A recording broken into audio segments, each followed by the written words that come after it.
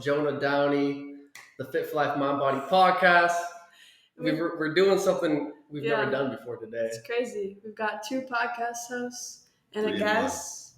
Yeah. But we're all just guests here, just having a great conversation. We'll see how it goes. This is Elijah Mang. He is a beautiful man, life coach, hypnotherapist, my boyfriend, and a great soul. I thought he was my boyfriend.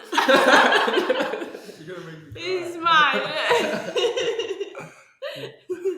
So today we want to talk about self-improvement, but kind of the things a lot of people don't talk about. Yeah. The dark side. The dark side. Not just the dark side, but I don't know. We'll see. We'll see what we get into. But we're talking about self-improvement, and we're going to be talking about some valuable stuff here. So 100%. Listen closely. All the things that people don't speak on that much because people don't like to be real nowadays. But we are here to be real and vulnerable and authentic and show that side of ourselves. Because it's scary. I won't lie. It is. It's scary. Terrifying. Like, even doing this podcast is a little nerve-wracking. Yeah. But I'm excited to dive into this. What should we start talking about first? What should we start? I feel like we should start with a question we each answer. Yeah. Like a quick little icebreaker question. Okay. What came to mind? Let's go. What's the number one thing you've learned? Actually, let's rewind it. What's the first thing you would tell someone starting their self-improvement journey? If you can only give them one piece of advice. Love yourself unconditionally. This is something we were just talking about recently, like in relation to fitness though, but I feel like it relates to every aspect of self-improvement, and it's coming from a place of improving yourself out of self-love instead of improving yourself from a place of self-hatred, which is so important. Like you start going to the gym because you love your body and you love yourself and you want to take care of your body, not because you hate yourself. Yeah. But so often people do that. And like, if that's where you're at, that's okay. But we just work on transitioning that. Like if that's the fire that gets you going in the beginning, it is for a lot of people. But as long as you are aware of that and intentionally transition that into going and taking these actions and stuff from a place of self-love instead of that hatred. I've been there. Amen. But it doesn't it's not going to help you get the best feeling or transformation or results. And it's not sustainable either. Facts.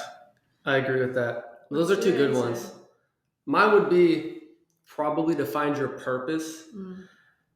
And if you're going into entrepreneurship or self-improvement, which I think they go hand in hand. I think entrepreneurship is one of the best self-improvement things you can ever do. Yep. Yeah. Self-improvement course. But you got to find what you're passionate in and purposeful in, which takes some soul searching, because if you go into it just expecting the glamour, the money that can come with this, being a celebrity on Instagram, if you want to be an Instagram influencer, first, it takes time. Yeah. Not for everyone. Some people can blow up quick, but there's going to be hard days. So if you just earn it for like the money or things like that, I feel like you will be in for a rude awakening. Yeah, you're not going to get very far. Start with why. Start with why. I feel like I'm at a point where like I couldn't possibly quit. Like, I mean, I've been at it for the past 5 years and I couldn't possibly quit. I don't know why that is. It's just like in the beginning, maybe I had to have more of a reason, but I feel like it's so ingrained in me now that it's just natural. It's like I'm either doing this or like there's literally nothing else that I would do. It's a lifestyle. It's become just a part of me so much that I feel like starting with why is so important, but now it's like become me. Like my why is I don't even know. I feel like that makes sense. That's how you know like you really found your purpose and your passion, because it's not anything outside of you at this point. It's just who you are. Like that's how you find your purpose, is whenever you realize, damn, it's just me. It's just me. But I like that a lot, and I like how you say to find your purpose. But what would you say is the best way to even go about that journey? Because telling people to like find their purpose, like that is just hard. I'll give my short answer, and I know Elijah got a lot to say about this too. Probably a good answer. But shoot, man, to find your purpose.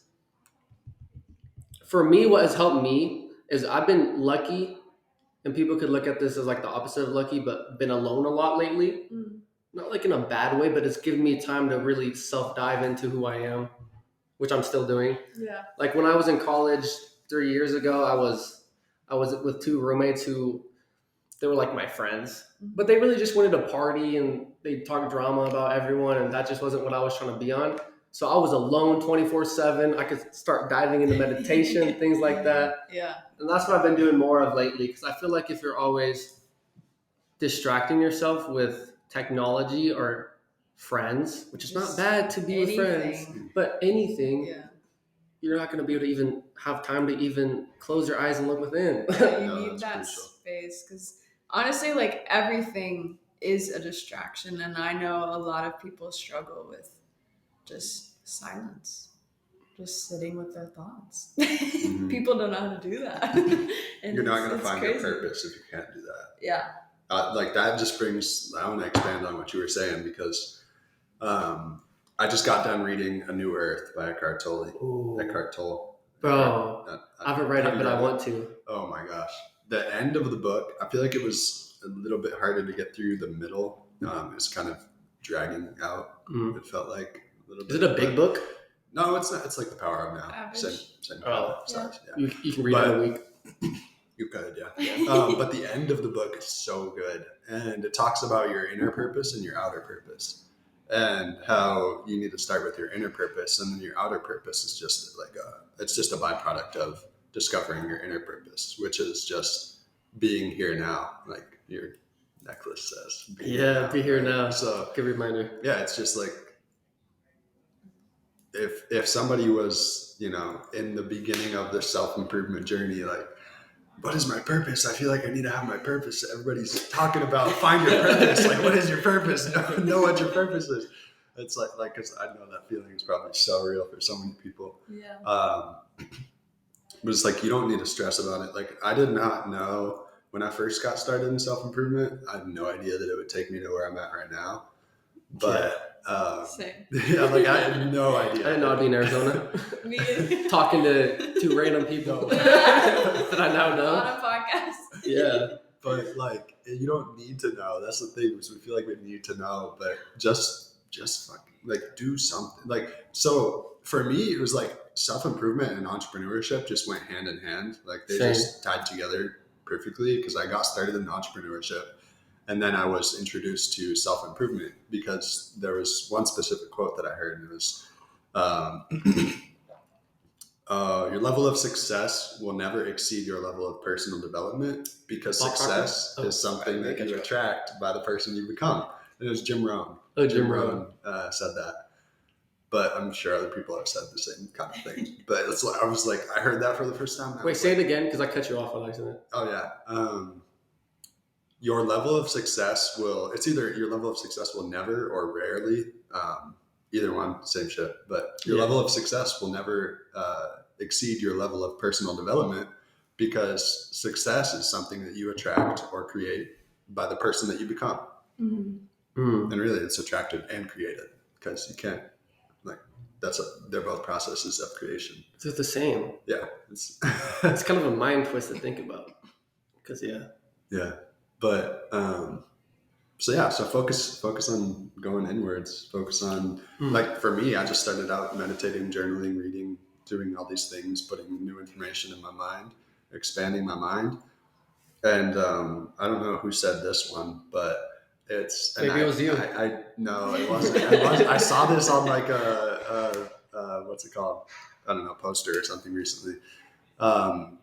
It said, a mind stretched by a new idea can never go back to its original dimensions. Like a rubber band. Yeah. Or like a plastic bag. Like, yeah. Same stuff. Yeah. It's not meant to. When you stretch your mind. Yeah. When you that's what books do to me. Exactly. Yeah. Anything. Any knowledge that you take in, it's just, I feel like it's slowly just getting rid of the old things. Making space. Because like, your mind is always expanding, but you're also always letting go of old information. That's what I've been realizing.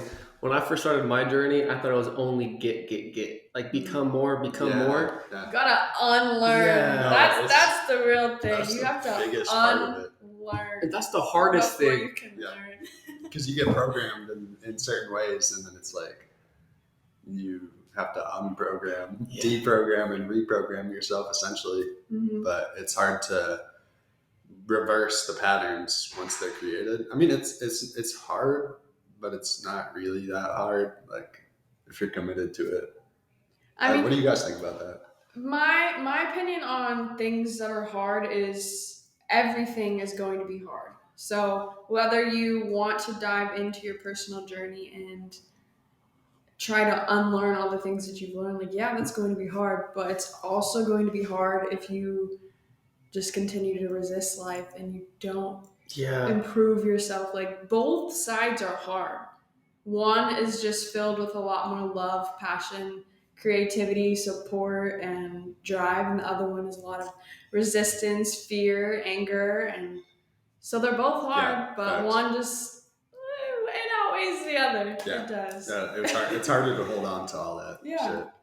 Yeah. Like for me, I reached a point where it was like I just bursted open, and it's like if I were to keep all of this in me, I'm gonna create major diseases because that's how disease is created, right? You're holding on to a bunch of stress and emotional shit, and that's something that's, I don't know if it's widely acknowledged, but like I very clearly see that as the core cause of disease is manifesting from the thoughts.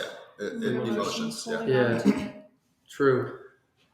Yeah, that's something we were talking about a lot, like past couple of days, and diving into is like, what's the link between your worldview and your attitude and your health? Because that's huge. And hey, we're on the Fit for Life Mind Body podcast. We might as well talk about health. I mean, regardless, health is everything. Health is everything. Health is wealth. Yeah. So like prioritizing not only your mental health but your emotional health. Your emotional awareness and intelligence is key, because if you're holding on to anger, resentment, stress, if you're holding on to guilt, shame, fear, all of this stuff, and obviously we all experience these things to a certain degree, but there's a difference between feeling them and holding on to them and letting them linger and, just hang out in your energy system. One thing that you helped me with was showing me feeling an emotion that I would think is bad, like sadness, depression, or insecurity, is actually the way through the emotion, like to let it get out of me. Yeah. I was like boxing my emotions like Floyd Mayweather, like no, get down. I don't want to feel you, like stay away. But then now since I've been feeling my emotions more, I feel lighter. Like it actually, you taught me that. You did, because like Elijah's a hypnotherapist and does a lot of other things, but it's so big just letting go. Yeah, one big realization I had the other day is that I have been feeling the fear within me.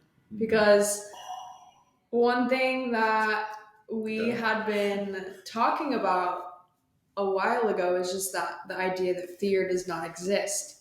And I like the idea, but what I realized is that my mind took that and was like, all right, fear doesn't exist, so if I feel fear, that's bad, I don't need to feel it. And that's what my mind did. That it was like, oh, it doesn't exist, so why are you still feeling it? Maybe we shouldn't feel it. And so I don't like the fear does exist, and that's okay. It's always going to be around. What's the acronym for fear? That is like something about it not being real. You know, the false evidence appearing real. So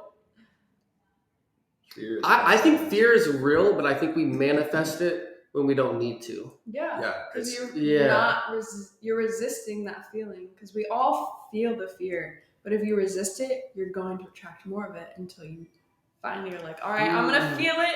I accept that the fear is here, and you just give it love. Yeah. And no, like, I just recorded an episode the other day. It'll be coming out next week. But it was about the idea of, I gave this visual of just your higher self, and I was talking a lot about surrender and just surrender is just that higher state of awareness. You're just in the seat of awareness, and the fear is always going to be there, and you're on this pedestal and you're just looking down at all the fear. I call them roaches. But you're just looking down at all these roaches that are just trying to get you, and if you're resisting them, they're going to get you. They're gonna get you because you're showing them. They're like, you're just looking down, you're just showing them all that fear back, so you're attracting the fear. Think about it. Yeah, if you're fearing the fear, it's going to just attract. But if you just look down at it and give it some love, what does it do? I agree. Because from my personal experience, I've been running away from it. And that means something's chasing you if you're running from it. Yeah. Like there's no other way around it. You wouldn't run from something that's not chasing you. But once you just stop, you look at it like, oh, that's not actually too scary. It's not actually Dude, emotions are so interesting. Like I'm just sitting here thinking about the connection between those emotions like fear and the other very strong ones that we tend to hold on to. And the connection between that and our mind and like the judgments of the emotions, and how those two, like if they get out of control or awareness, they just perpetuate themselves. So like if we don't have awareness over them, like the fear, we'll be fearing our own fear without knowing it. We'll like on top of that, like guilt is another huge one that I've talked about, and it's like you feel guilty, but then you feel guilty for feeling guilty.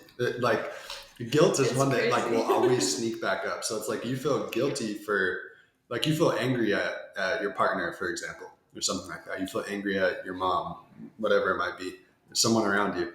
And then you feel guilt for feeling angry at them. And it's like, how the fuck do we deal with all these emotions? Bro. It's so interesting. They just perpetuate themselves. And that, it's like Eckhart Tolle, the pain body. Are you familiar with that? Is that a book too? No, it's he talks about it in The Power of Now. And so I haven't read that book since 2020. It was my first self-improvement book. Really? I need to read it again. It's at the crib. I'm pretty sure. Oh, really? I don't know. At your guys' crib now. I have so many books there still, but I think I might have grabbed some of them. I don't know. But I need to read it. Yeah, it's good. And A New Earth. Read that one too. And A New Earth. I know my mom has those. It's like I noticed the other day I was getting in just really in this frustration and anger, and it's like I have an awareness of, okay, I'm obviously creating this for myself, but at the same time there's the part of me that just wants to sit in it and feel it, and it's like, oh my gosh, like I have the awareness, but at the same time it's like that awareness, at least in my experience the other day, it was like that awareness wasn't enough to like just, oh, we can just drop this, like we can just let it go. It was like, I could tell it was just a pain body trying to perpetuate these emotions. And also I was resisting feeling them in a way. And that brings me back to what you were saying about like running away from the emotions, but really you just have to stop and let them come up, because you have to feel them to heal them. You can't, like, time doesn't heal that shit. Time doesn't heal that.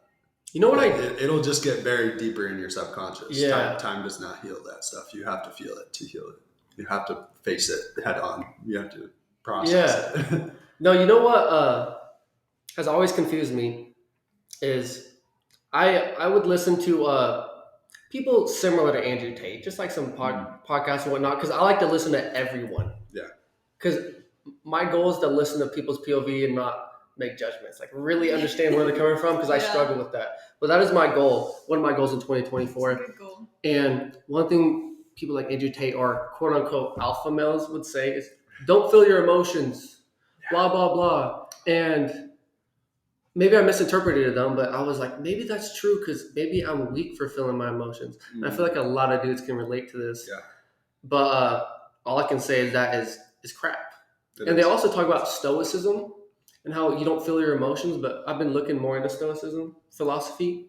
They talk about the opposite. They talk about you need to feel your emotions, but you don't act out them sometimes. Like if you're mad, you shouldn't punch someone in the face, but you should feel your emotions to let them out. And that's just something I wanted to say, because I've thought between those two sides. That's huge for men. I mean, probably for women too. Yeah. But like, in my experience, like people talk about, oh, don't let your emotions control your actions. Don't let your emotions like, take control or hold you back, whatever. It's like your emotions are one of the single things that are always controlling your actions. And it's like, you can say that all you want, but the truth is they are controlling your actions. And I don't know, it's like this shield that men put up to like, oh, like don't let your emotions control you. Like really, you're just suppressing them and they're controlling you even more. And they're actually unconsciously taking over your health as well. Yeah. And they come out at the worst time. Yeah, and it's like I look at, so like back to the health and worldview, attitude, emotion kind of thing, like how they're associated. I look at somebody like I was just talking to her about this the other day, but somebody like my grandpa on my dad's side, like he was very healthy his whole life. He never smoked. He always worked out. He was very like routine, whatever. But I didn't really have I met him one time when I was like very young, and after that, never really talked to him. But what I pick up is like, okay, him and my dad did not have a very good relationship, and so obviously he's disconnected from his emotions in many ways. And all of a sudden, he, I don't know, we just hear from somebody, I don't know who, but he was like crawling around his house and like just terrible condition. He was crawling out of nowhere, and somebody walking by his house saw him through the window, and so they called 911.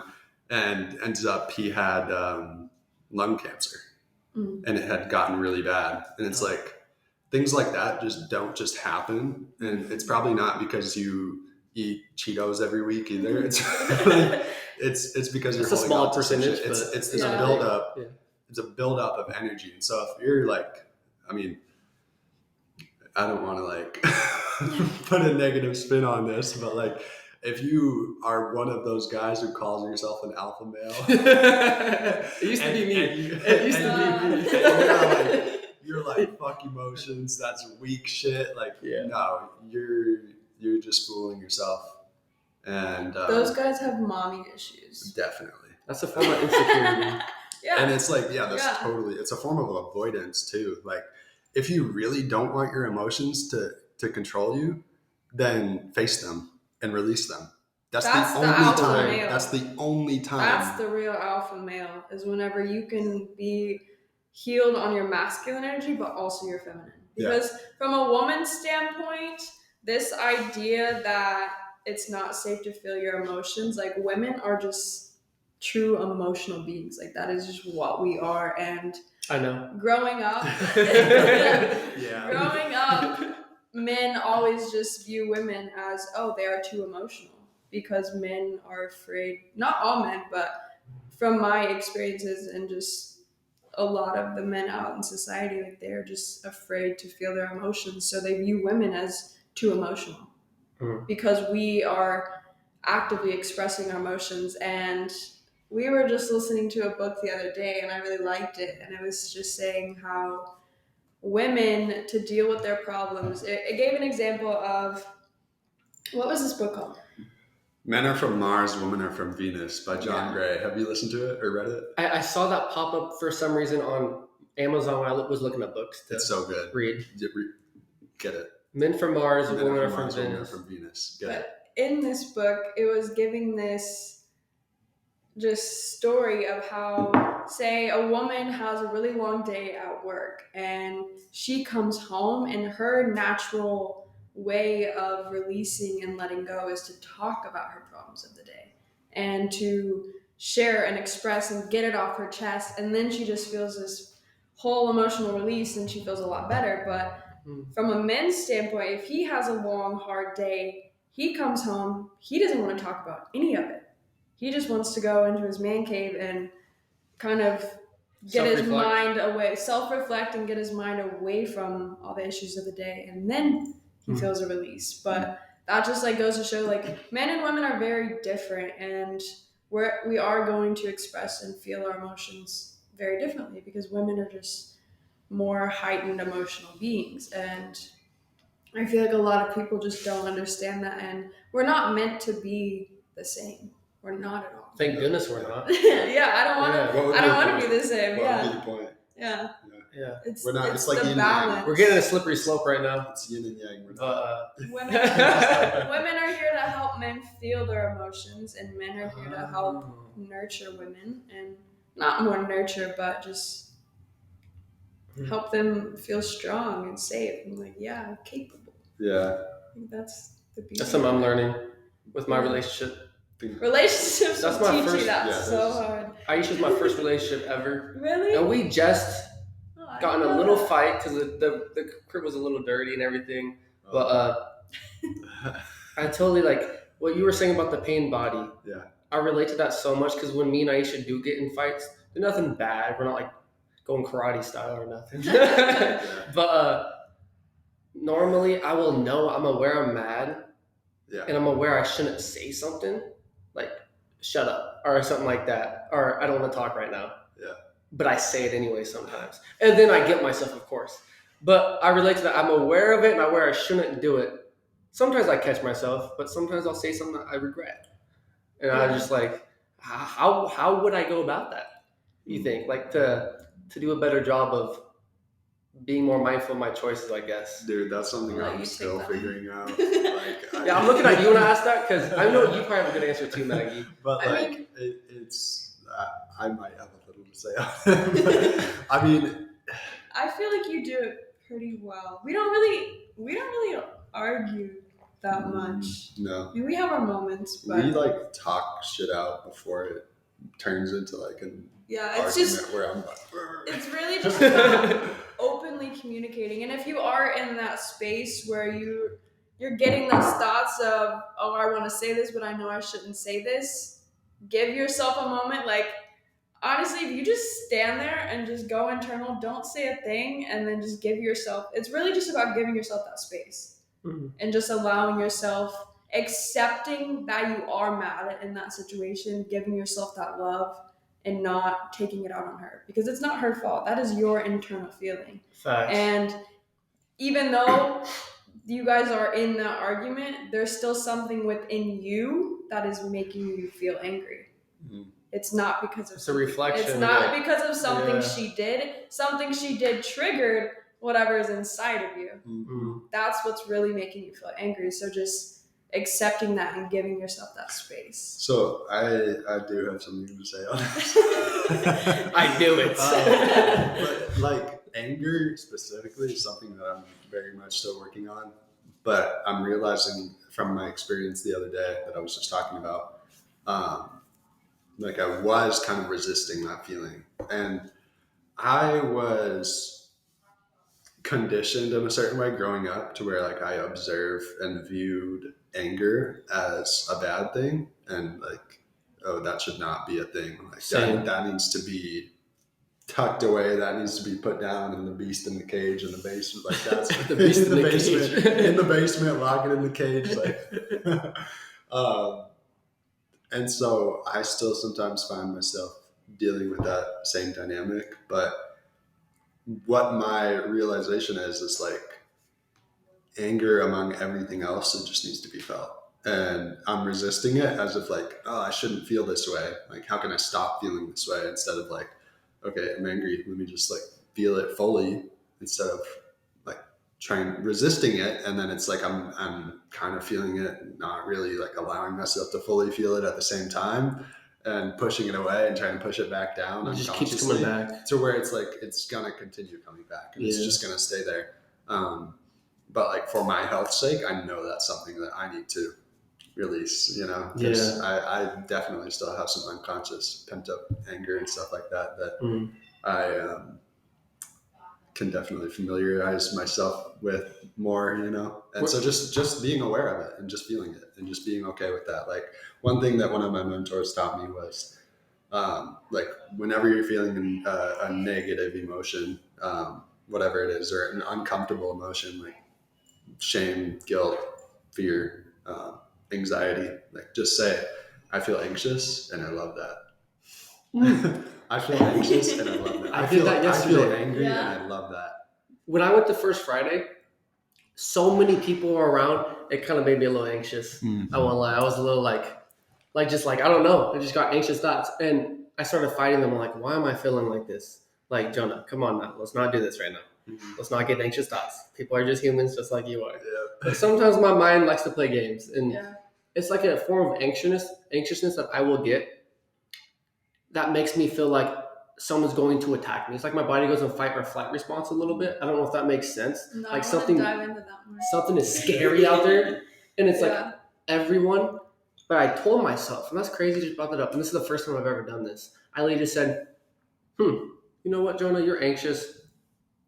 Sweet, I love it. Like I literally said that to myself, and it didn't necessarily get better, but I stopped fighting it. Yeah. So I guess it did get better to where accepting it. I could think about other people, like put myself out. Because one thing I'll do too is I try to put my thoughts outside of myself and try to focus on what's in front of me. Mm-hmm. So I'm not just so in my mind, Yeah. coming up with like monsters that aren't even real. Exactly. But yeah, I did that at work. I feel you. So Good. I Yeah. definitely Direct experience right there. it's crazy you said that. Yeah. I definitely understand that feeling of just feeling like you're going to be attacked. I know. It's crazy, and it makes me wonder, like, what happened when I was a kid. Or another thing that, like, makes me really think is just, like, the ancestral wounds. It could be that. Maybe somebody in your ancestor line did get attacked, and they just never dealt with those feelings. So now you're feeling them. Yeah. Because I know from my experience, like, my family dealt with like a lot of sexual trauma, and I never experienced that in like a super harmful way. Like, you know, we all have some sexual trauma, but I feel their pain. Like, I was meditating and I was on shrooms and I was feeling it. I'm like, this is not from me. And it's crazy. That's what shrooms will do to you. Yeah. It makes you realize access that you're shit. connected to everything. Yeah. So it made me that. Yeah. It's crazy. Can I say something on that real quick? Yeah. So I was on TikTok. Now, I don't scroll too much on TikTok. Whatever you want. So like, you know, I got 10 minutes to spare. But a video popped up, and it was this long video of this narrator talking, and I'm not going to say the whole, because it was like a 60-second video of him talking things, but he was saying something along the lines that there comes a person in the lineage of your family history that needs to feel the trauma of everything. Yeah. So if you are feeling depressed, anxious, like the world is on your shoulders, maybe you are that person. I know for a fact I am. Dude, And I've always felt that since I was a kid.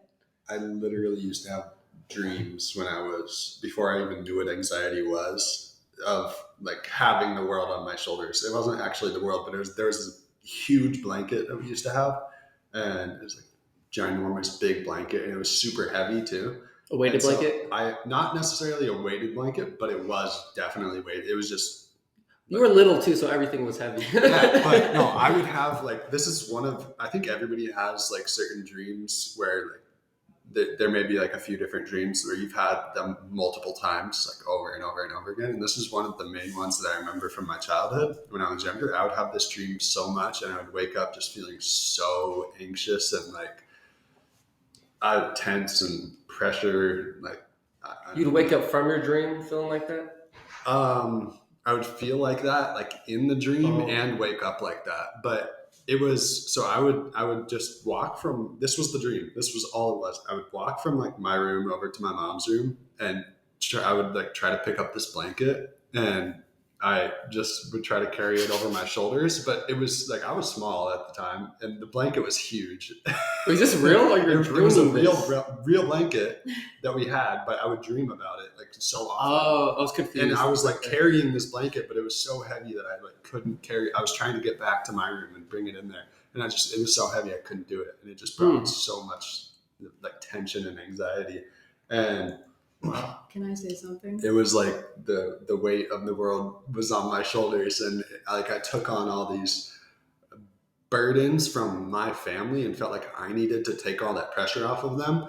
And so like this was all unconscious, of course. I was probably 5, 6, 7 years old, but like I would try and take off those burdens from them so that they could finally stop stressing and you know, all of these like chaotic emotions that I would observe growing up, which was a lot of stress. And, yeah, but Yeah, well, that's what I was gonna say. no, exactly. Like, I it know sounds very like well. you were just trying to very take well what it is. that pain and emotions from your mom. Exactly. Yeah. And that's like something I noticed going into entrepreneurship when I turned 18. I think I started at 18.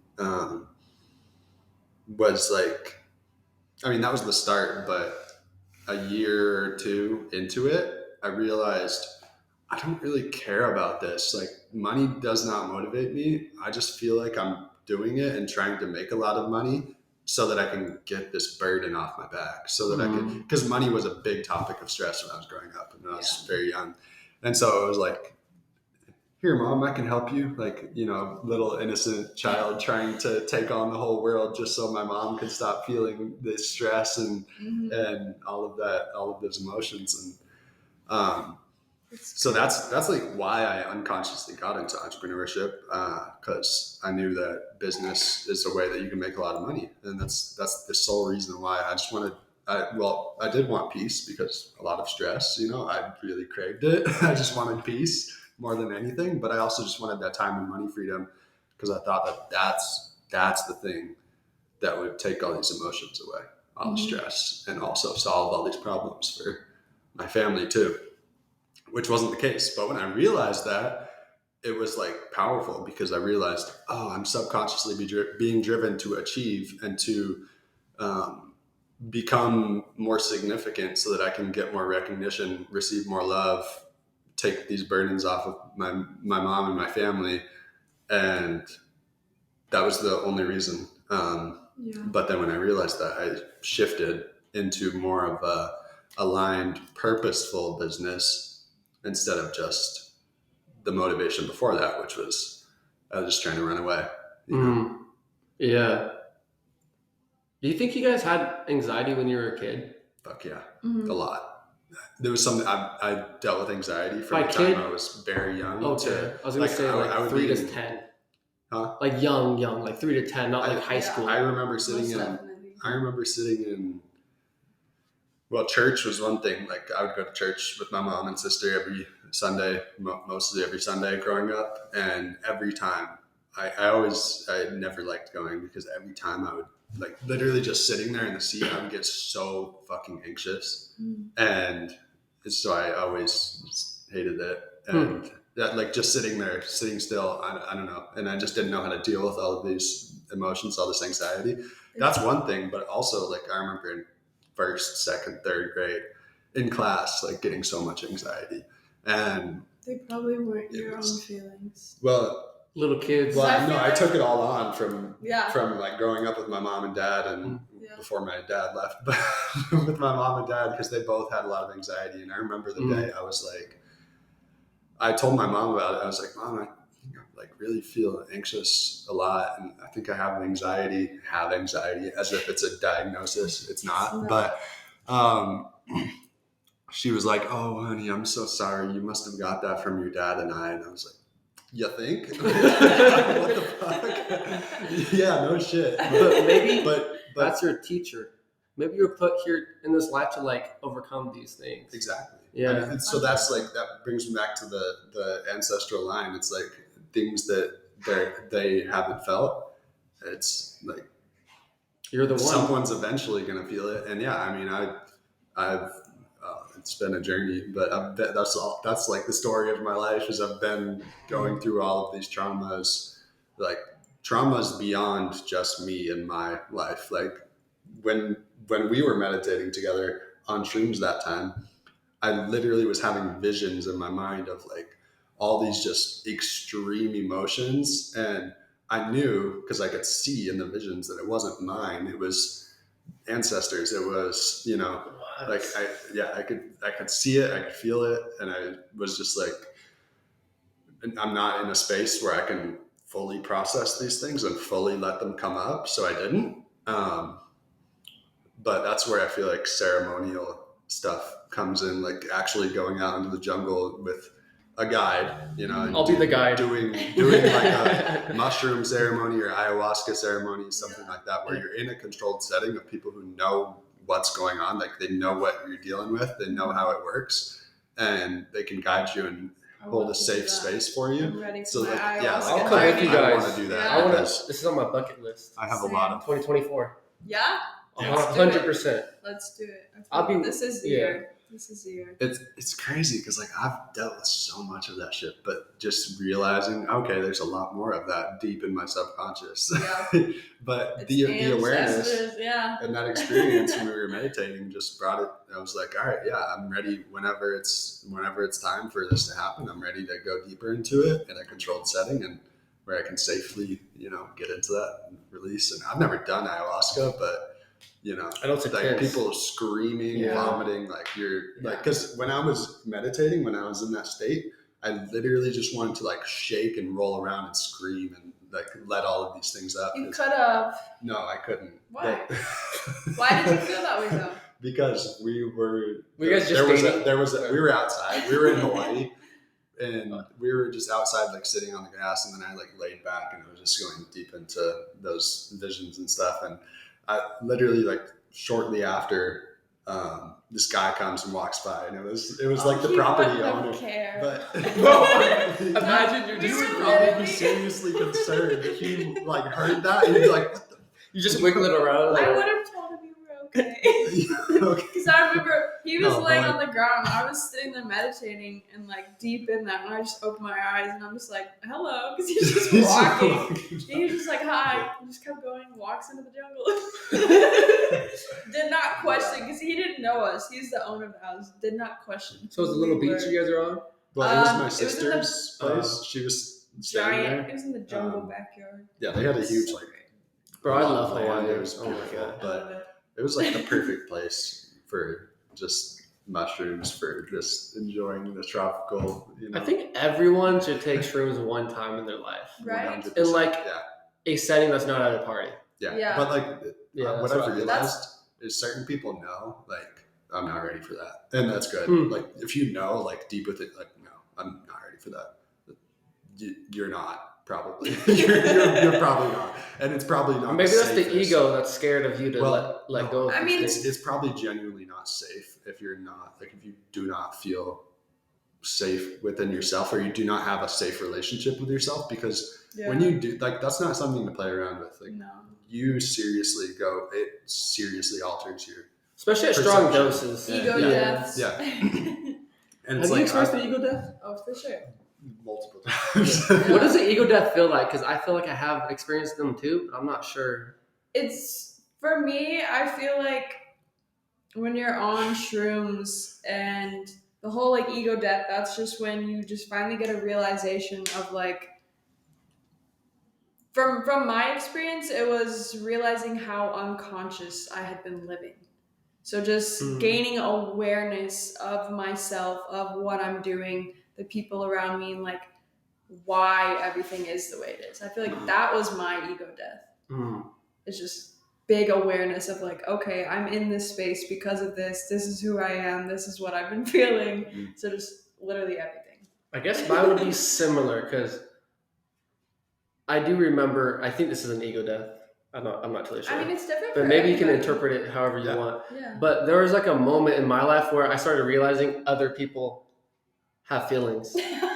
Other people. No. I always knew other people had feelings. So let me clear that away. Like I as weird as it sounds, I knew people had feelings, blah blah blah.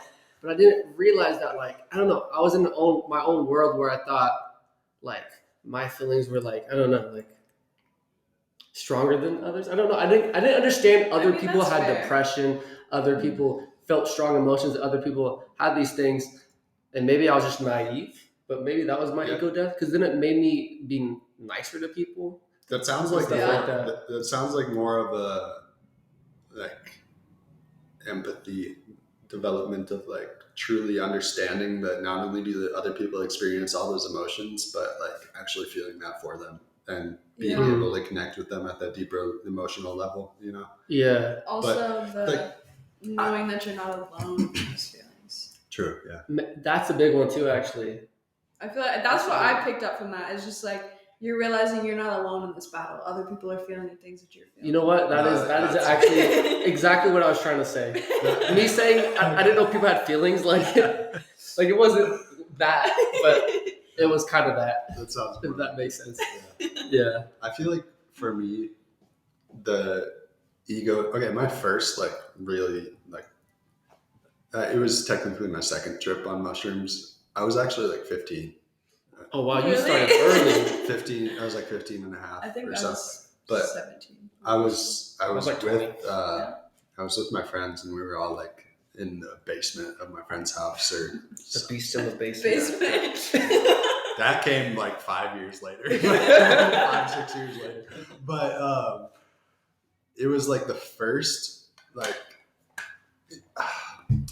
after this, I realized like how much I actually did feel depressed and anxious on a regular basis, more so because for like a month after I did the shrooms, I felt so much better and like happier. And it's like the shrooms will do that. Like it's really helpful for mental health. But you have to be like this is the dark side of self-improvement and spirituality. It's like it's not fucking easy facing all those emotions and shit. And ego death, like the way I perceive it is, I mean, I'll go into this story first, and it kind of ties in. But like, I was on the shrooms, and we all like went outside, and I mean, we were 15, and his parents, my friend's parents, were home. They were just sleeping upstairs. So we all went outside. We walked down the street, and we were just hanging out. And then we ended up smoking. And that just like, this was towards the end of the mushroom trip, but when we smoked, it brought back it like enhanced all of that. It brought it back like a lot for me. And so when we went back inside, I went and sat on the couch. And so I was sitting there like melting into the couch and I had my legs crossed, and this was so funny. I had my legs crossed, and then I realized like, oh shit, my leg kind of hurts, and I tried to move it, but I couldn't move it. And I was like, what the fuck? I can't move my leg, but it hurts. I was like, hey, I asked for my friend to move my leg, and he was the only sober one. He was like, what are you talking about? I was like, no, seriously, like I can't move it. He's like, all right, I got you. And then he gets up, turns off the lights, everybody's going to bed. Well, I'm like, it like just hit me all over again. So it was completely black, completely dark when he turned off the lights. And I'm still stuck in the couch. Like I couldn't even lift my head up really. And did you become the couch? What was that? Did you become the couch? I was one with the couch. I can confirm that. And all of a sudden, after he turned off the lights, this like white circle appeared in my vision. And in my vision, it wasn't my eyes, it was my mind. And like it was because it was all black. And then this white circle like started opening up. And then all of a sudden, it was like from this viewpoint, I was looking down at myself sitting on the couch from the ceiling. Were your eyes closed? Yeah, I mean, it didn't matter. Oh, yeah. It was so dark, it didn't matter if they were closed or open. Like, I wasn't seeing it through my eyes. It was like vision kind of thing. Mm-hmm. It was really weird. But at the time, I was like, yeah, that scared me. I was like, what the fuck is this? I was like, Jake, like turn on the lights. Turn on the lights right now. Turn on the lights right now. And he's like, what are you talking about? Because he like just laid down. I was like, please turn on the lights right now. No, that does sound the scary. craziest experiences back then, but what did that teach you? So that was like, or maybe it didn't teach you nothing. Like it was like a new perspective on life. Like it helped me to shift my perspective in a way where I really zoomed out from everything. I zoomed out from like the problems. I zoomed out from just everything. Like if you simply do this like kind of short visualization where you realize like, okay, I'm actually like this tiny little speck. Like if you zoom out to the size of the world, it's like, all right, yeah, I'm like tiny. I'm nothing. Like, and then you zoom out even more. It's like, okay, really, what do my problems even mean? Like, what is, I have problems. That's funny. You know? We're like a blip in time. Yeah, exactly. You just see everything from this expanded perspective, and that was a big shift. Like I didn't consciously put it like that at the time, but like looking back on it, I realized like that was a part of a certain shift in my mind.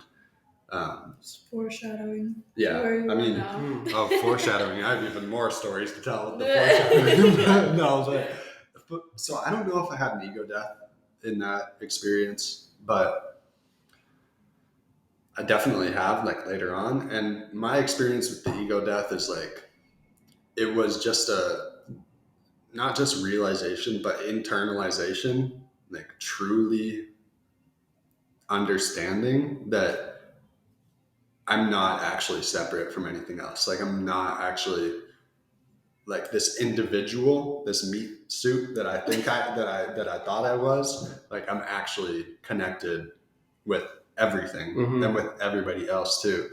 And it's like, it's hard to describe, but you lose your sense of identity and ego.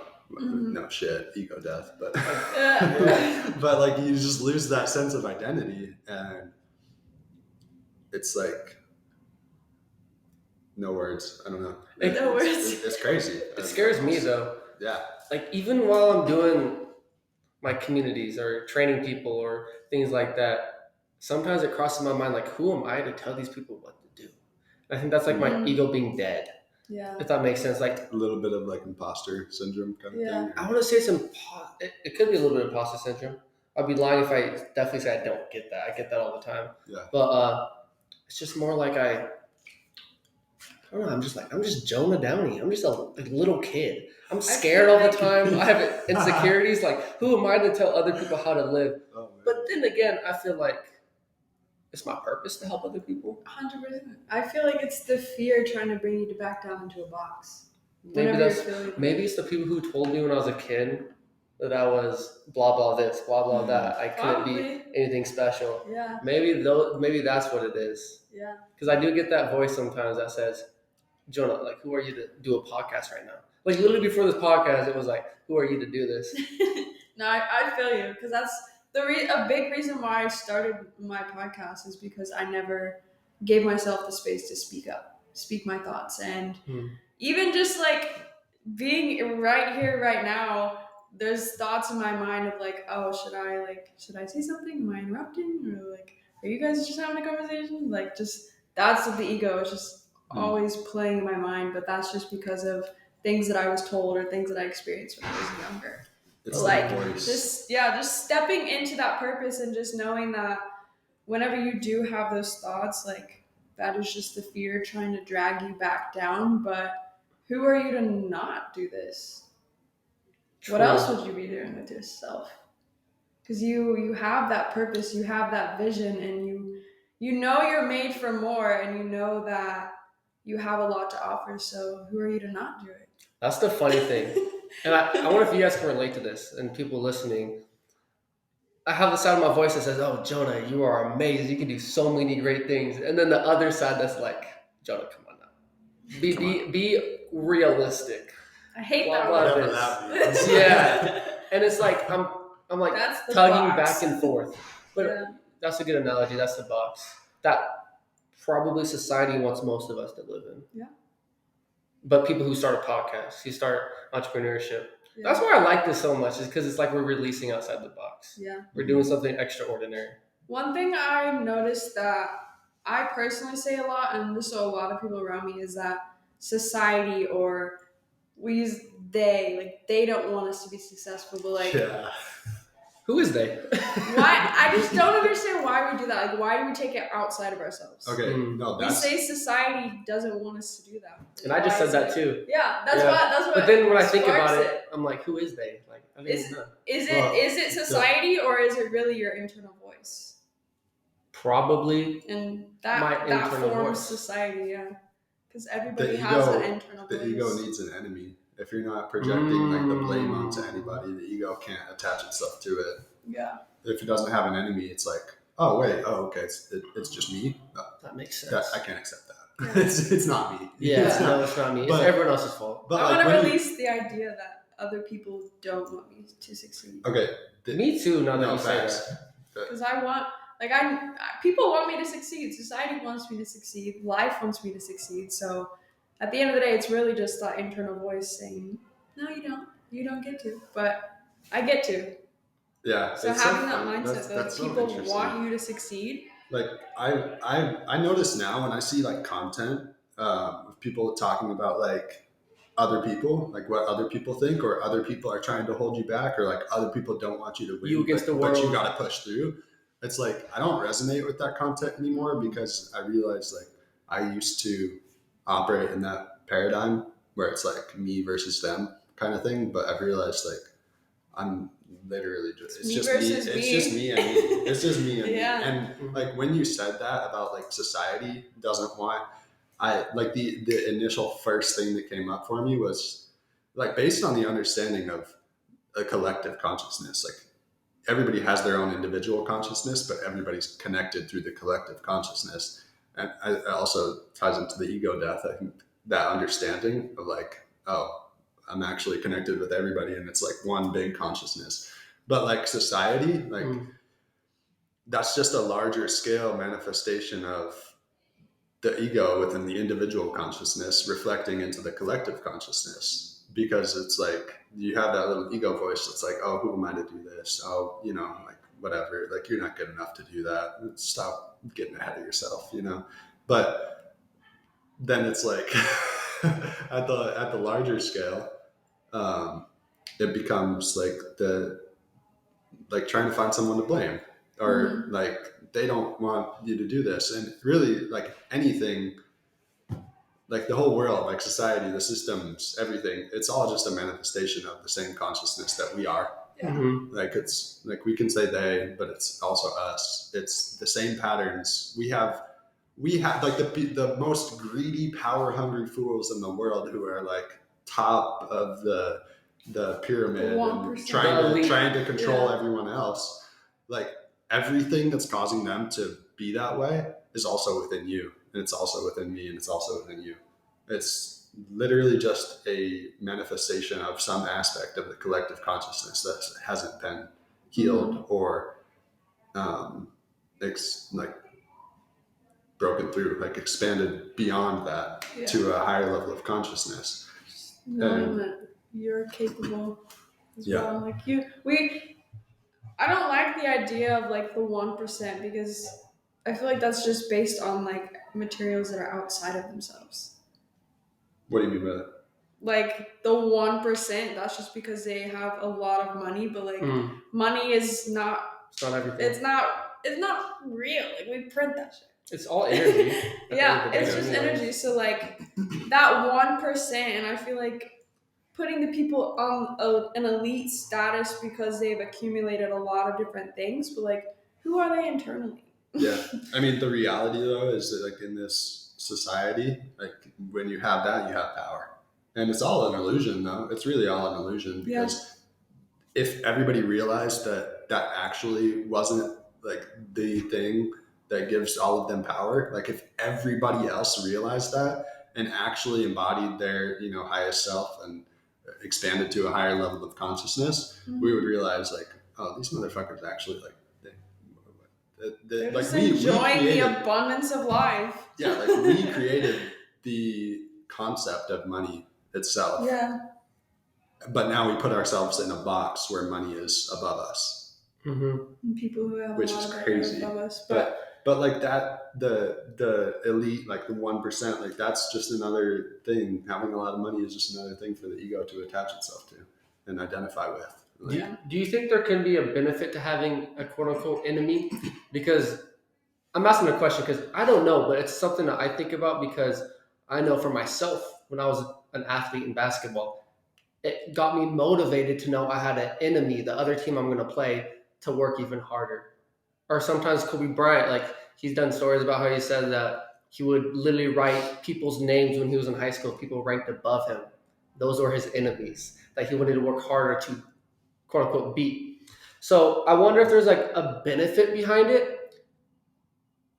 I don't know, but it is something I consider because at the level of competition, at the level of competition where it's like you're my enemy because I want to beat you and then I'm above you.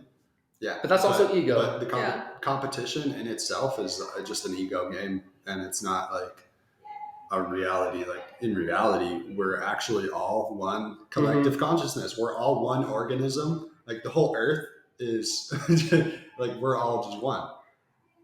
And so at that higher level of consciousness where you truly understand that, competition doesn't exist because like competition is just like cancer within the organism. Essentially, it's fighting itself. It's in conflict with itself. Yeah. And when you're in conflict with yourself, that's when you struggle the most, you know? And I guess what I'll say about that too is when you have that enemy, what happens when you beat it? You're looking for the next enemy instead of being satisfied with who you are. Yeah, it's the ego at the end of the day wanting an enemy and like, oh, I can be better than you. But in reality, that whole idea of having an enemy or being better than someone or achieving more, like that's just you not being truly connected to your purpose. Because I feel like if you're truly connected to your purpose, regardless of what you're doing or what anyone else is doing, there is no competition. The only competition is really, I don't even know if you would name it competition, but for me, it's not even getting better every single day. It's just living my purpose every day. Yeah. So I wouldn't say it would be a competition. I mean, it's just evolving. No, I feel like the competition is just like, there's so many people out there doing a lot of the same things, and we see that as competition, but I think it needs to shift into, oh wow, these people just have similar passions and purposes that I do, and that's beautiful. Essentially, like if we look in terms of business, like there's other coaches, and at a certain level of consciousness, I might look at other coaches who do something similar to what I do as competition, but it's like, are we not on the same mission here? Yeah. Like I don't just like, if I wanted to just make a lot of money, I probably wouldn't do coaching. Coaching makes a lot of money. Like it can make a lot of money, but like just go work construction. If it were just, well, not necessarily. If it were just money, like I would go build a different kind of business that has more scale. But like for me individually, like what I get a lot of fulfillment out of is like helping people individually, like one-to-one coaching conversations, like where I'm truly going deep with them and making a great impact. Like that's very meaningful to me. But if I wanted to just make a lot of money, I wouldn't do coaching. Like I wouldn't succeed in coaching if I only cared about money, because it's not about money, it's about service. I got a question for you guys. Yeah. It's a question that popped up in my head about purpose. Do you think purpose has to have inside of like your purpose, it has to have something involved in helping other people? Like, can your purpose just be for yourself, or does it have, like someone who's an artist, is their purpose to be an artist because they want to show good, they want to make people feel like creative when they see their paintings? I think my take on that is not that it has to, but more of that it gets to. And you're just by you following your purpose, you're giving other people permission to also follow their purpose, and you're just creating that inspiring path. So for artists, like their purpose, like that is very internal, and they're painting and they're creating whatever art that suits them, but at the end of the day, that's just creating inspiration and permission for other people to pursue their lives that way. It's like you are worthy of creating stuff, period. Like, create it. Because like people who don't create, it's like, oh, I don't have anything special to create. Like why would people want to see my creations? But like just realizing you are worthy of creating stuff regardless of the intent behind it. Like if you intend to create stuff to sell it, or create stuff to build a big business, or create stuff to help and inspire others, like it doesn't matter what the intent is, but just realizing like you are worthy of creating because you're a creator. Like that's all, we're all just powerful creators, and that's why we're even here.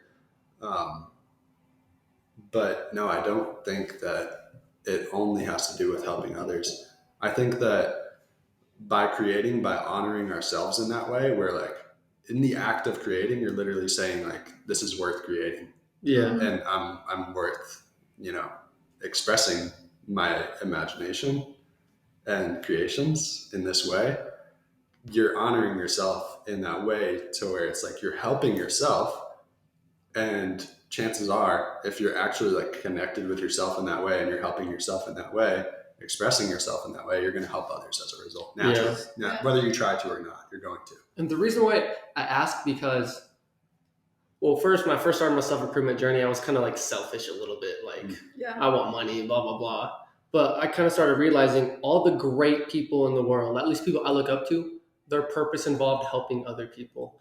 But they obviously probably help themselves in the meantime too. You can't help other people if you don't help yourself. Yeah, you can, but you won't do a good job if you even try. Like trying to pour out of an empty cup. Like, yeah. What is this? Like, let me help you. Here, you want some? Like, I have nothing to give you. Yeah. You gotta fill your own cup before. That way, like, because if you're trying to, that's why so many people feel burnt out. Is because they're like, oh, I just gotta help other people, and they forget to help themselves. Oh, there's a drop. You get like a drop. I can give you this. People who aren't watching are like, what are they talking about? No, for real. But then at the end of the day, if you don't fill your own cup and you don't help yourself first, if you're just out here helping and helping and helping, you're gonna start to resent the people that you're helping because they're like, damn. They're just taking and taking and taking, but in reality, you're just not giving any to yourself. You need to strike that balance. Or allowing yourself to receive. Yeah. That's like that too. I'll but bring if you it, can't I'll bring it give to yourself, you're not going to be able to receive anything from other people. Let's talk about that. Look, receiving. Let's talk about that. Receiving, I was going to bring it back to coaching because I see people doing this kind of stuff, and it's like, ooh, like when the money mindset blocks come up, or stuff like that. It's like, oh, like, are people going to pay me this much? Like, is my coaching worth this much? Scamming them? Like, are my services worth this much? Like, I feel bad, asking for this much money. Like, that's a very real mindset that a lot of people go through. And I've gone through it a lot myself. Because I used to have a terrible money mindset. Like I told you guys, I grew up with a lot of stress around money. And so it's not easy to overcome that kind of thing. But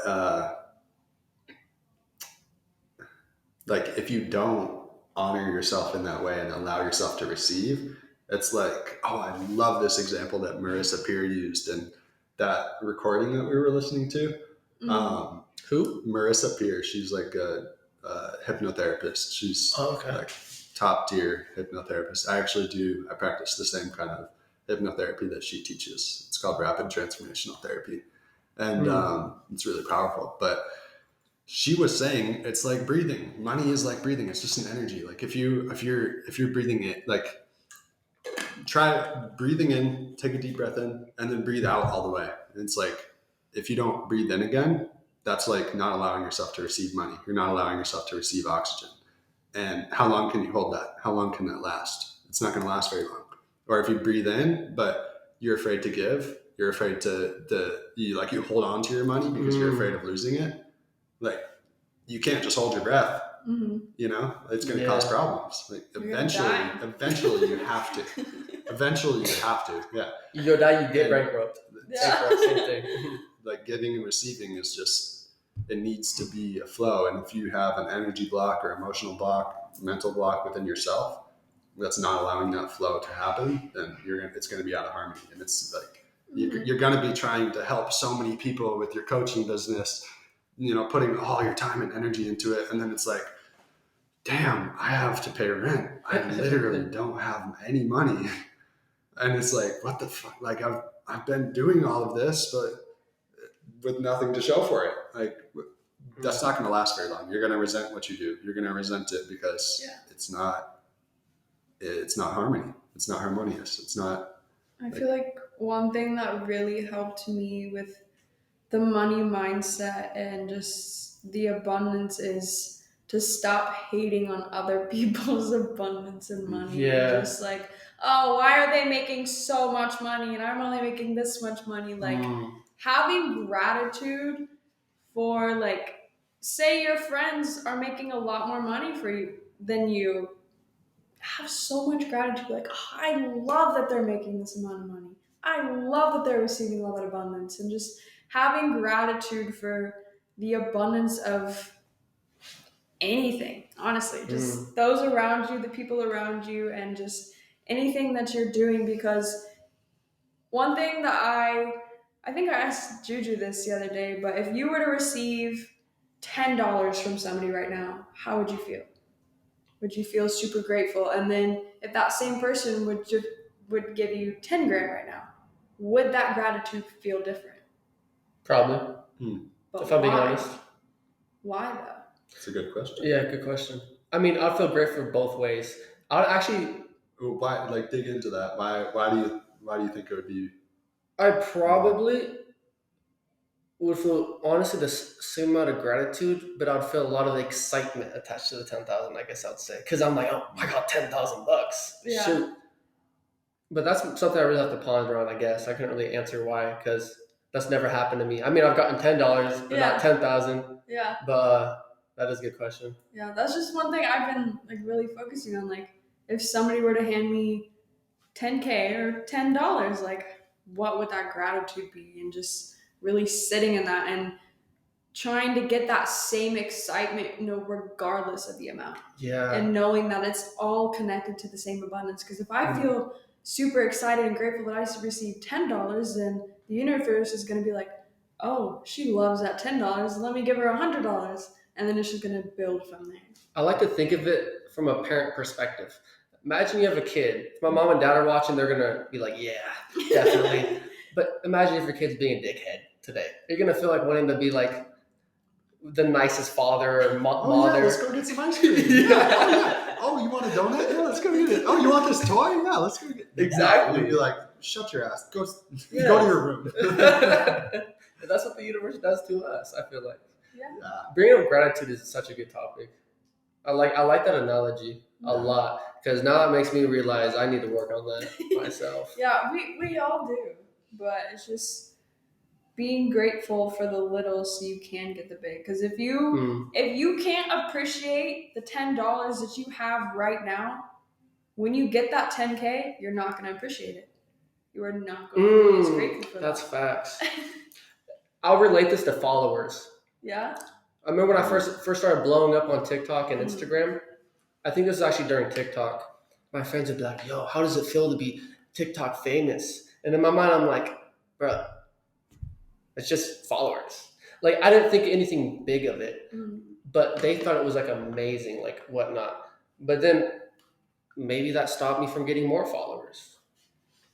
But I don't know. Like, Wait, what? I mean, What stopped you? Not like thinking it was anything? Not anything like good. Appreciating it. I don't know if I wasn't appreciating it, but I was just like, well, it is what it is. You could also look at that in the way of like attachment. Like you were detached from followers, so it's like your energy field as a whole is more like allowing to receive more followers because it's not like this huge thing for you. Where like if we relate it back to money, your friends struggle to get followers. Probably, like if they think it's this huge thing and they're like, oh, look at you, like, dude, you got so many followers, that's like so cool, you're going to be super successful, like, oh, I wish I could have that many followers. At the end it's of like those feelings, it's lack. They have more of an emotional charge attached to this concept of followers than you do, so you're more allowing to, you're not attached, you don't care, it's like, oh, cool. Yeah. Ooh, this is the one I was trying to relate it to. My bad, I kind of lost track. You're good. You said something about how if you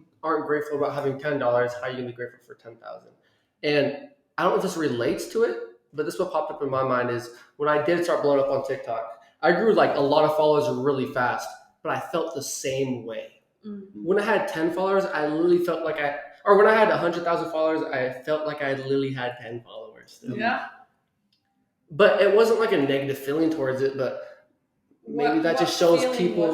What were you feeling? Maybe it just shows that people are trying to push their happiness into the future, I guess. Because that's what I was thinking. I was like, I think I was thinking that the more followers I get, the more happy I would get. But it's such a quick dopamine rush, and then it's like nothing. But sorry, what was the question you asked? I was just asking, like, what was that feeling that stayed the same? Just that nothing changed, I guess. It's just numbers. Yeah. I guess that's what it's I was like, saying. oh shit, I got 100,000 followers, and then there's excitement, and then tomorrow, the next day, it's like. Did you ever feel the pressure, like once you did start gaining like hundreds of thousands of followers, did you ever feel pressure of like, oh, I need to step it up, oh, I need to change this? Like, did you ever feel that at all? This is something that I've made this shift finally. Yeah. And this might help some influencers. So all my content was based on views, which I'm not saying is bad, but I would Like, of course, I would maybe be a little thirst trappy. Nothing's crazy, but like literally all my focus is, okay, this got more views, I need to do more views. And it kept me in a cycle of needing more and more and not being happy enough. And this is actually something Aisha struggles with too, and I feel like a lot of influencers do, and I still do. Yeah, because that's where your money's coming from now. Yes, that too. But this is what I'm trying to do now with my Instagram, is posting what I want to post, not just for the views. And the views have been lower since I've been doing that, but I feel happier. Yeah. So I'm not sure what to think about that. Yeah. But that's something that I've had to make the shift, is not just focus on views, but focus on what makes me happy. I say just trust that because your views are lowering, just trust that the right people are just making space for your more intentional and connected community to come in. Mm-hmm. That's because I've noticed as soon as I started my podcast, I dropped like 100 followers and they just keep dropping. For real? Yeah, because I got more, but I love my podcast and I love what I'm posting now. Like, I was not being super intentional, and I was going like, oh yeah, let's get real creative. What's gonna get people's attention? Just all of that, and just like craving that. But I stopped doing that, and shit just dropped. Like every single day, I'd watch the followers just go. But I'm just like, you know what? That's okay, because they're just making space for the more intentional audience to come through.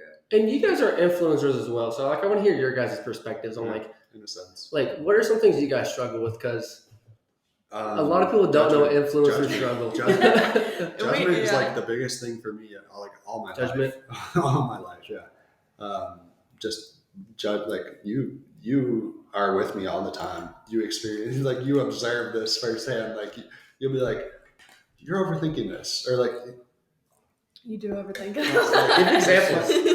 Give an example. I want, because you don't seem like someone that is fear of being judged. If I'm being honest. I've done a lot of work on myself. One of my past, also like one of the longest relationships I had in the past was, it was like at a certain point, she actually got mad or kind of upset with me because I didn't post her on my social media. But it was like, I would be looking at pictures that we took, and I would be like, oh, like I was so insecure. I used to be so fucking insecure and so like judgmental of myself, and just so such a negative self-image. I would be looking at those pictures, and it's not that I didn't post because like I didn't want to share her or whatever. It was like I was looking at myself, and I was like, oh, no, I'm not posting that. Like, I don't know. I'm not good. Like, I'm not posting that. And I didn't, even like if it was just a picture of her, like I was just insecure to put anything out there. Anything, regardless of what I was posting. It was like judgment. And it's like judgment, just the whole concept of judgment has been one of my biggest weaknesses, but I recently realized that there's also a lot of strength in it that has allowed me to even develop the mindset that I have now and the way like that I look at things now. Because it's like I'll look at where it can be valuable, for example, is I'll look at the way that a lot of people live their lives, and that like critical thinking, judgment kind of mind can go deep into that and really go to like a clear understanding of what's at the core of the way that these people are living and why it's not working for them. And if that makes sense, I mean, but it just gives me a lot of clarity on like, instead of looking at like, this is kind of hard to explain. Instead of looking at the way that somebody lives their life on a day-to-day basis as like, what are you doing? Like, why are you living like this? It's like, I'll look at the system below it that's really at the core of why everybody's living like that. Like the beliefs. Because it's not your fault. It's you are subject to the system that is set up, and that's why you are. What system? Living within.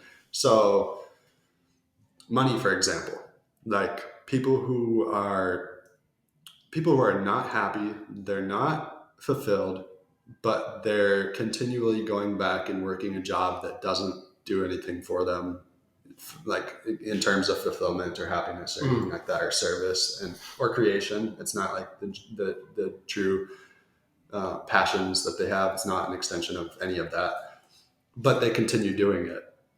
And it's like, okay, I can look at that like, why are you living like this? Like, why are you doing it? But the reality is a lot of these people don't really know better or know what to do or how to change that.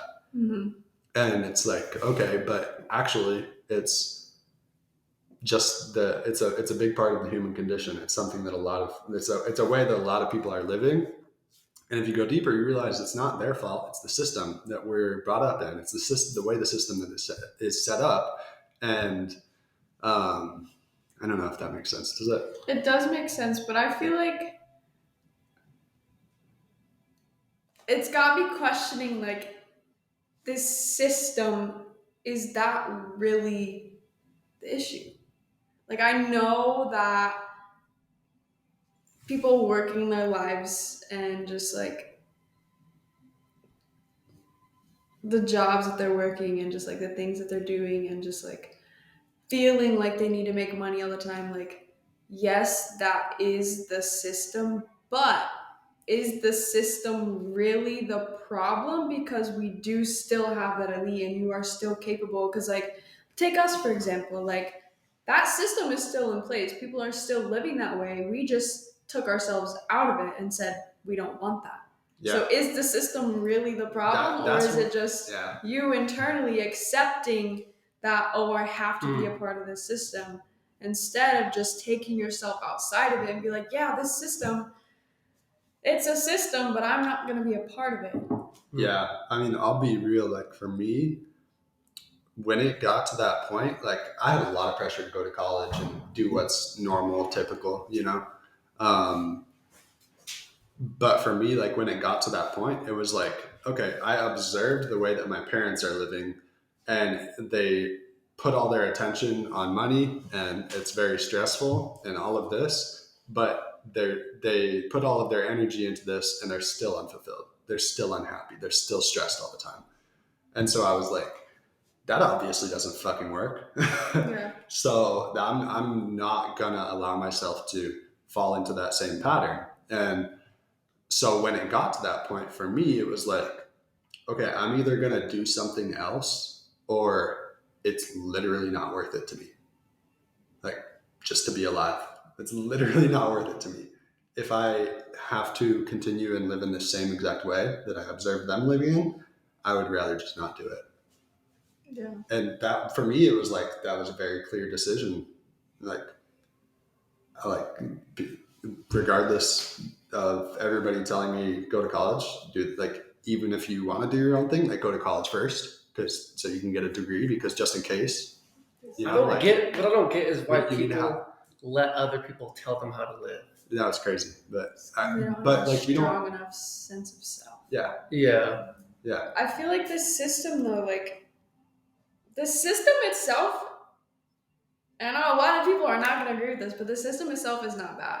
It is there to challenge you. Are you strong enough to go against this so-called system and stand in who you truly are? Because I noticed, like, with me, I quit my job in July and I took myself out of that system. And ever since I did that, in my mind and like the way my life is now, it seems like that system doesn't even exist anymore. No, that's because true. I took myself out of it. That's a good point. I accepted that I didn't want to be a part of it anymore. And I feel like that system is set up to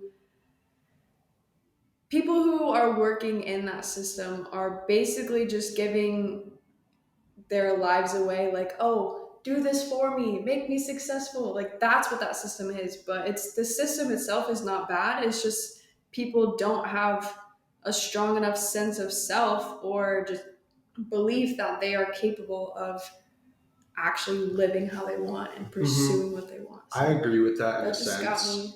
I agree with that in a sense. However, the system is set up to where it's a pyramid scheme. It just is. Like the big corporations that create all this wealth for the 1% of people depend on other people getting paid less and doing the physical work, doing like these people are getting paid millions and billions, and they're not actually in it day in and day out doing it. Now, there's the factor there where like they did put a lot into that to get that started in a way, but that's where it's like I don't fucking know. Yeah, I alone am not gonna just solve this whole thing with my. Only reason the system is still happening though is because people are still choosing to believe that they need to be a part of the system in order to succeed. The American dream. The issue is though, is they don't know they're in the system. Yeah. They don't know they need to break lack of awareness. It's crazy. It really is crazy. I feel like the key to all of this is just unlocking who you are and who you want to be. Yeah. And then having the courage to face all the fears that are involved in chasing a dream. That's the biggest thing. Goes away after that. My we'll call it philosophy is you're one decision away from literally anything that you want in your life. This is a sneak peek to the One Decision Away podcast by Elijah Mang coming out soon. Hold up. Don't put it out there too soon. Cut this out. No, it's all good. No, I can't wait for that podcast to come out. I'm excited. But you're literally one decision away from anything in your life that you want. And what I mean by that is like people might take that like, what do you mean? Like that doesn't make sense. But if you decide that you want something, for me, I decided. It wasn't just like, oh, I don't like how this is. I don't like how these people are living. Maybe I'll go try and become successful and create time and money freedom for myself, and also create peace while I'm at it. Like it's internal. Yeah, I'm gonna just try. I think that's what I want. Like it was not. No, it was like I said. It was either I fucking do this or life is not worth living because filled with all of these emotions and stuff. It was like I was at a point where I faced like suicidal thoughts all the time. And it's like, it's just not worth it. Like, but beyond that, going through it and allowing all of that stuff to be released as a result of the decision I made, right? If you don't make a decision that, like, if you're here, sorry for people who are just on audio, if you're here and you're trying to get to here, like, if you don't make a decision. Right now, he has his finger up high, one finger down low. One finger on the table, one finger up high. If you don't make a decision that you're going to get up here, that you're going to do what it is you want, whatever that is, have a happy relationship, although you've never observed or experienced an example of a happy relationship, like literally decide that you're going to do it, you're going to consciously and unconsciously face everything that's in the way of you where you're at right now and you being there. Mm-hmm. It's going to happen when you make a decision. And by decision, I mean decide and cut off every other option, because that's what decision means, like at its root, is cutting off every other option. So, and this doesn't need to be like, I'm deciding I'm going to be a firefighter. Like, no, it's like, for me, I'm deciding I'm going to be happy. Mm. I'm deciding, like, it's more of a general kind of decision. I'm deciding I don't know exactly what it's going to look like, but I know that this is what I want. Mm. I know that I want to be happy. I know that I want to be wealthy. And I know that I want to be healthy. Yeah. So I'm going to do that. Like the plan, how it plays out may change, but I'm still going to get there because I decided that I'm going to get there and I'm going to do whatever the fuck it takes to get there. I think that's the reality of it. Like, and when you make that decision, everything that's blocking you off from getting there will be released. It'll have to, it just will. Yeah. That's how it works. Like nothing will, if you truly make a decision, nothing can actually get in your way. Because the reality is nothing ever does get in your way. It's only you. You are your limitation. You are the problem. You are the problem. I mean, it's true. I love saying it. I mean, you are the problem. If you think about it. That was your first episode, wasn't it? My first episode. I'm like, you are the problem. But it's true. If you have any limitation. Well, I was going to say something about the one decision away. Yeah. What's holding people back from making that one decision is fear, I think, fear of the unknown. Yeah. It's like, how am I going to do it? How is it going to happen? And I have the perfect quote. Yeah.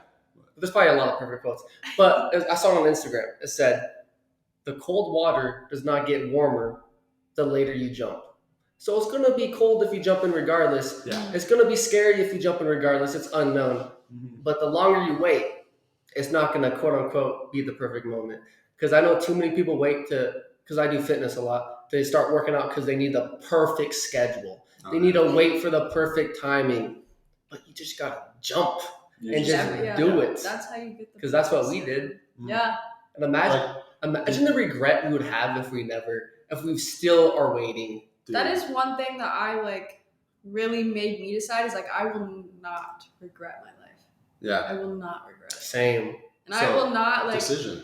Look at all of us. We're all creating. We're all expressing ourselves authentically in our creations because we made a decision that we weren't going to live out the same bullshit cycle that we saw the people before us live out. Yeah, and just accepting and knowing that one, you are literally capable of anything. But if you are in that space, just for anyone listening, if you are in that space of, all right, I want to decide, I want to do better. I'd say for me, the biggest fear I had was fear of, okay, what does that look like for my environment and the people around me now? If I'm deciding to do better, you just have to accept that not everyone is going to continue on that journey, and just learning how to let go and knowing that if you do cut people off, that is not a bad thing. Mm-hmm. And if you are choosing to do better and you make that decision and you get the idea that you need to cut certain people off, that's a sign that whatever part of you is connected to those people also needs to go, so you can evolve and do better. That's one thing that once I started cutting people off, I didn't stop. And I still don't.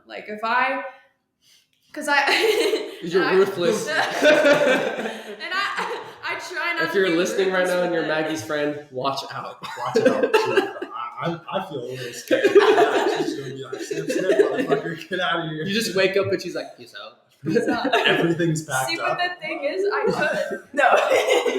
But I wouldn't. I would never. But just not fearing it though. I lost all fear. I'm like, you know what? If these people are meant to be in my life, they will find me again. They will go through that level and journey within themselves. They'll find me. If I cut you off, if you want to be my friend again, you have to do that internal work to be my friend again. Because not everybody deserves my energy at every stage. Yeah, especially when they're playing with you, when they're not respecting you. Oh yeah, gosh. I will cut you off in a heartbeat. Yeah. I was about to say something about that. That's something for me, that's one way to experience it. For me, I felt a shit ton of guilt. I felt a shit ton of loneliness because when I had that separation point, I literally had nobody. Yeah, it was the hardest time. But wasn't that a blessing in disguise? I was blooming. It was it was a blessing. I had to clear all that shit out so that I could actually go within, and I had to be alone with myself in order to face all of that stuff. Yes. If not, I would continue doing the same shit I was doing. You just mask everything. Yeah. With drugs, partying. Yeah. Yeah, that's what I don't count shrooms as drugs though, so. No, I mean, shrooms are just nature. Yeah. Just a powerful form of nature, honestly. Shrooms are something else, that's for sure. But something that I find weird myself is the more I level up, which is kind of egotistical when you think about it too. I'm leveling up, I'm above you. Something I've tried to battle with is not feeling like I'm above people when I do level up financially or things like that. And when I go back home and I meet my friends and family again, hanging out with them, and they all stay the same to me. Maybe they've changed, but they seem the same person to me. They talk about the same stories about the good old days, blah, blah, blah. And I'm I can't really be myself right now. I know if I talk about meditation or self-improvement, they're going to look at me like I'm crazy. Yeah. I'm not saying that's everyone in my family, but I've dealt with that a lot. Yeah. And it's been uncomfortable. Yeah. I don't know if you guys can relate to that. Totally. Yeah. Definitely. I don't know how to relate to most people. Same. It's weird. Once you get on that journey, I feel you get even more alone because you don't know how to relate to those people. Sometimes I feel like a weirdo. I know how to relate to a lot of people because we're all human. Yeah. We all experience the same emotions. It may be from different experiences, but we all experience the same emotions. And it's in that sense, I can totally relate to you. But the shit that you talk about on a day-to-day basis for most people, like I could care less about your sports teams and every all what Tina said behind your back. I don't give a shit. The drama. Like the good old days, the best fucking days are right now. I know. Right here. Like, yeah. I don't care. Okay, cool. But like all those kind of things, like the frame of mind that a lot of people are in about like the topics that talk about, like talking about other people, drama, like, oh, did you see what she wore the other day? Like, oh my God, are you fucking serious? Like, who cares? You're just judging yourself because in reality you want to wear that, but you don't have enough confidence to do it, so you're going to judge them for doing it. The 4 agreements. Just free yourself. Free yourself. Yeah. If you're so wrapped up in all this shit, like, you're not free. Whoever's listening to this right now needs to read the 4 agreements. And the 5th. Don't The 5th forget agreements? the 5th. And join the. You need to read the 5th agreement. There's a 5th Wait, there's agreement. a book on that? Yes. There's a But 5th same author. agreement. But yeah. if It talks Hold about on. the 4 agreements and then goes deeper into the. a quick word from our I sponsor. didn't know that. A quick word from our sponsor. If you want to check out the 4 agreements, we're reading it right now in the 1% Book Club. So check out the 1% Book Club. The 1% Book Club. Is it the link in your bio? Link is in I am not Jonah Downey's bio. Yep. And the Downey's 1%, bio. it doesn't even mean like you got to be a part of the 1% group. It just means get 1% better every day. Boom. Like that's the meaning of it. Yeah.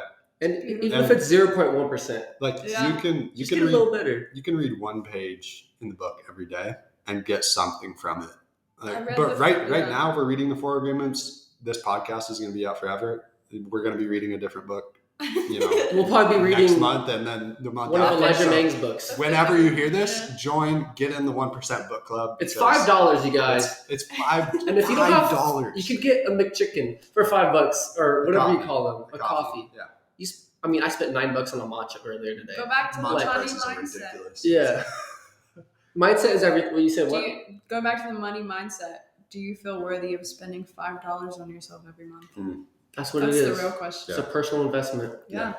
Yeah. I mean, if you're chances are, if you're not investing in yourself in some way, even if it's just buying a $15 book, you should be. I don't like the word should, but If you need to cut out That's your how you stay in expenses a that little bit. space of lack. Yeah. And we're not saying like go out and just spend a bunch of money that you don't have. Like it's just with the money that you do have, knowing that it's okay to invest that in yourself because that's how you're going to get more money. Mhm. And Think of it like a video game. So I didn't mean to expand cut on you that. off. No, expand on that. Well, I was going to say, in a video game, how do you succeed? You can't just spend your money on things that aren't going to make your character better. Like, I love Skyrim when I was a kid. It's an RPG. You have to keep paying for new swords and, like, shields, or you're going to get killed by the monsters. upgrading your skills. Yes. Like agility or strength. Like, Yes. there's so many games that have, like, that kind of model. And it's like, that's real life, too. Like, Yeah. It's like you have Monopoly, to too. you have to do that stuff. In Monopoly, you have to invest in properties, or you're going to Lose them broke. all. Yeah.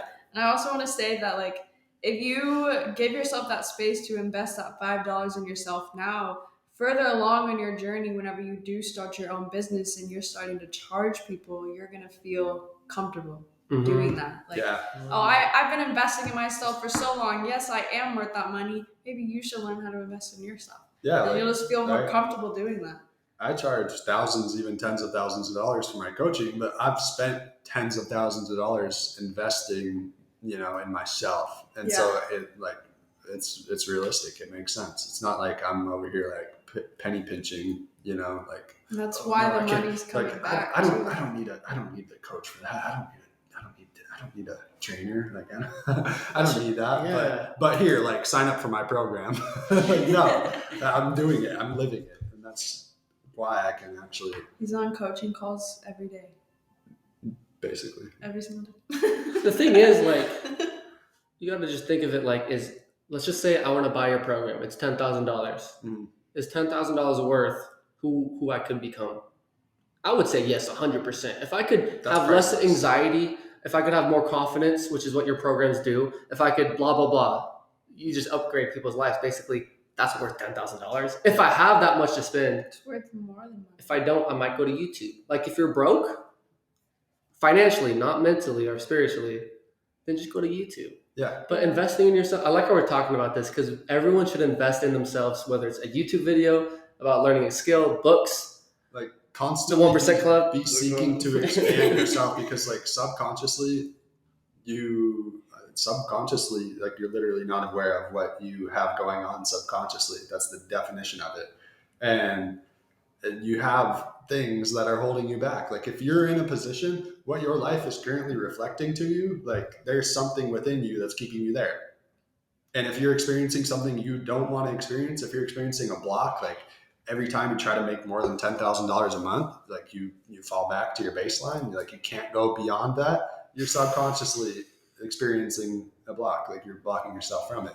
And so like that's just one aspect of like if you're going to do subconscious reprogramming work or hire a coach like me versus like a fitness trainer, like investing in yourself in that area, it's like you know what your body looks like, you know how you feel about it, and how it feels, not just how it looks. Like that's how it feels is even more important. But if it's not how you want it, watch a YouTube video. If you don't have the means to invest in yourself, like Listen to the do 10 Magical push-ups. Lane in podcast. reality, like I said listen to the Magical Lane podcast. It's free. yeah. In reality, you have no excuses. If you're not doing it, it's not because you lack information. There's information, every single bit of information that you need, freely accessible to you.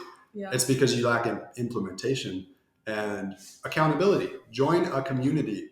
Yeah. Hire Jonah. Like get Let's get swole, you some guys. accountability. Get someone who knows what they're doing and can help you with it. Because like this is something to consider as well. Investing in yourself is the best investment you could ever make. You can invest in real estate. Amen. You can invest in stocks. You can invest in businesses. You can do all of this stuff, but that is not going to expand your capacity as a person to create more.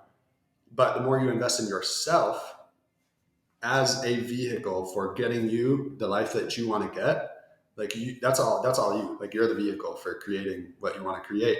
And so if you're not investing in yourself, you're not going to be continually expanding your capacity to create at a higher level, regardless of what that is. Body, fitness, money, like you need to learn the skills and invest in yourself, at least in some way. Like energy, time, or money. It doesn't always have to be money. At least investing energy and time in your skills to improve those things, because otherwise you're going to stay stagnant and you're going to continue to live out the same patterns and create the same exact results in your life over and over and over again. Like most people are doing that. I want to ask you guys a question because I know just before you do, we are an hour and 42 minutes in, but my phone is going to die kind of soon. So we should wrap this up somewhat soon. Yeah? Okay. I'm at 4%, so. Yeah. I should have charged it beforehand. We might cut this out, I don't know, but who cares? We still have this. I just want to let you know. Yeah, we're still. Oh, true. Yeah, we have that one. But I want to ask you guys a question because I know I experienced this whenever I first started my journey, and I've had other people like tell me this. For those that are wanting to do better and they have a lot of passions, what would be your advice or just anything for those that have so many things to do? Like, I want to start my fitness journey. I want to start eating better. I want to start working on my hobbies.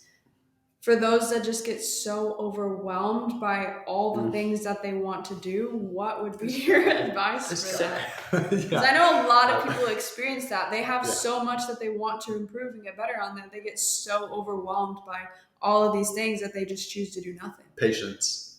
You don't have to do it all. You do need patience, that's for sure. Yeah. You're not gonna do it all right now. Like that's something I've had to remind myself of so much on this journey, because it's like I'll get so ahead of myself thinking into the future, thinking about all these different things I want to do. And it's like, where am I right now? Oh, I'm here. Okay. So bro, when you're 23 years old, exactly. Like even if you're 50, you still have 40 years left in life if you're healthy. I was 19 years old, beating myself up so much, like, what the fuck? Like, you need to be doing more than this. You need to be like, how are you not further along? Like, I was beating myself up. I had it still creeps back in sometimes, inevitably. But that's a good thing. I it keeps you going. In a sense, I had now that's a whole nother topic. But I had a like very harsh inner critic. Like I was my worst enemy, like beating myself up so much. And it's like crazy. You just have to have patience. Like you have to have compassion for yourself and understanding. Like, I mean, really, we get so like wrapped up in, oh, I want to do all these things, all of them. Like, that's likely because you're not comfortable being in the moment and just being present right now. Mm. If it's like it's excitement, but it's also like channel that excitement, channel that urgency. Yeah. And urgency is often coming from fear and like lack. And, you know, it's like you have to be patient with it and understand like this is a lifetime journey. It's not just, especially like if you're new to entrepreneurship, it can be easy to go here and then it's like shiny object syndrome. You're like, oh, this is awesome. Oh, I want to do this. And like, you just got to start with one thing. Not just start with one thing, but like patience and what's most important to you and what do you feel most called towards right now? Yeah, I was gonna say I got a quote from Jordan Peterson. You guys know who that is, right? Yeah. So he says something along the lines: "Before you try to fix the world, clean your room." Mm-hmm. So something that I've realized in my own life, if I'm having a dirty room, if I'm not consistent on my sleep schedule, if I'm waking up sporadic times, if I'm leaving socks on the ground, just things like that, my ability to actually get started on things is really bad because I'm so scatterbrained. Like, if you want to get in better shape or start a business and you feel overwhelmed, start with just cleaning your room. Yeah. Or create a morning routine that's super simple. I like that. And then have patience because there's going to be times where your room gets messy again and things like that. But like do the little things. Yeah. I feel like that's huge. Making your bed every day changes so much. That's something I need to do. Things like make your bed every day. like everything around you affects you in some way subconsciously. Like if you're looking at a dirty room all the time, like what are you reinforcing within yourself? Unconsciously, you may not even be aware of it. It may just be completely normal to you, but you're unconsciously reinforcing that maybe you're a messy person or like you can't stay on top of everything or, you know, like, I don't know, whatever, like, you know better than I do, whoever's listening, you know yourself better. I don't even know. You know what you need to work on. Yeah, exactly. Like, you know what's going on, but those are things that are important. And also, like, for me, I know with like the scatterbrain thinking and stuff, and it's like I'll get so excited about all these different passions and ideas I have and things I want to do, and it's like I'll get in that state where I'm writing down a billion ideas and things I want to do, and then I do nothing. It's like meditate, because that pattern is not going to get you there. It makes you feel being all over the place and trying to do everything. Yeah, because I feel good after I write a bunch of things down. Yeah, I'm reading this book called Ego is the Enemy by Ryan Holiday. Yeah, and he talks about in the section how people have this issue of we daydream about what we want to do, and it tricks our mind into thinking that we're actually being productive when we haven't done crap. Yeah. And I do this all the time. Just like you said. Me too. Yeah. I've done it so much. I don't think it's a bad thing because we should be daydreaming and thinking of creative ideas. Yeah. But we need the version of ourselves that is a go-getter. Yeah. I'm actually going to do something. Yeah. And like, how can you, like, for me, it's like I'll get this extreme level of excitement around all of this. And then it's like, how do I even begin? Because it's like, I have excitement, but it's towards this thing and this thing and this thing and this thing and this thing. And it's like, I want to be a 5 times best-selling author, and I also want to be a speaker, and I also want to meditate on that. I also want to start my clothing brand, and I also want to build this community. I also want to be a model and walk. I also want to walk in Milan Fashion Week.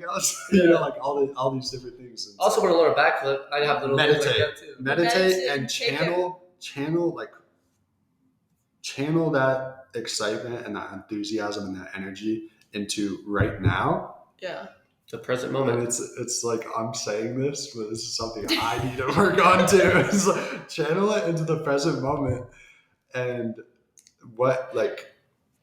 focus. Like, what is the one thing right now? The one thing. I think that's the title of the book. The One Thing by like Gary. Gary Vee? No, not Gary Vee. Gary Keller's. I probably butchered it. Hopefully he's not watching. He'd be pissed right now. Yeah. Actually, that'd be cool if he was watching. That would be cool. I don't know who it is. The one thing, it's like, what is the one thing that I can work on right now that will make everything else easier or unnecessary? Yeah. Oh. It's like, because It's like if you have all these different ideas, it's like you're not going to do all of them at the same time. Where can you start with one thing and channel that excitement and enthusiasm into that one thing that is also going to be the most, well, reasonable, but also impactful and might even create more energy towards everything else, but you need to start with one thing. I don't know if that makes sense, but it makes perfect sense, bro. Like just the way I'm saying it. I have a question for you though, Maggie. I want to hear your answer to that question. Because the question about what should people do if they have a hard time just getting started? Like if there's so many things. Oh, the question I asked. Yeah. Because I could tell you. I feel like you wanted I don't know, wanted to say something about it. I want to hear what you got to say. I would say. You say what? I would stop the recording before it dies. I don't know if it'll stay. We got 3%. Okay. That 1%'s holding on long. Yep. All right. What were you saying? So my answer to the question of just what to do whenever you're so overwhelmed is one, I like the idea of just having patience and knowing that you don't have to do it all at one time, but really just giving yourself that love and going into meditation or just a silent space with yourself and be like, okay, why do I feel overwhelmed right now? And I know for me, that feeling of being overwhelmed usually stemmed from, okay, I haven't been doing the best, or I wasn't doing the best for myself in the past. So I feel like I need to do so much right now to make up for that time. But in reality, That's like deep. you don't have to do that. And it's just giving yourself love and compassion. Like, okay, I know before this moment I wasn't doing the absolute best, and that's okay.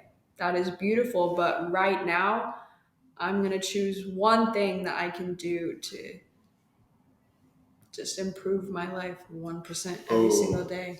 And I know, like, one friend talked to me. Sorry. There's so many moments where I want to cut in, not because I don't love what you guys say, but it like makes me think of more things. Yeah. It's like, oh, I can expand on that. Yeah, there's so much expansion going on. I love it. It's a great conversation, but I can't wait to listen to this. I know. Yeah.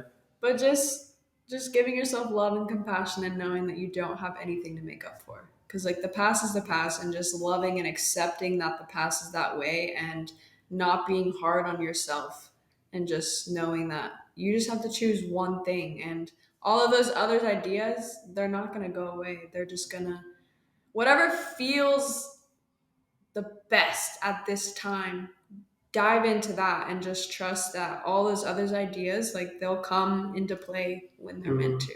Yeah. Just the divine timing of everything. But I definitely think we should wrap this up soon. And I know we could go for 4 more hours. Yeah. I mean, for 2 hours, but Joe maybe Rogan we'll does do a 3 part. hours sometimes. We might do a part 2 of this.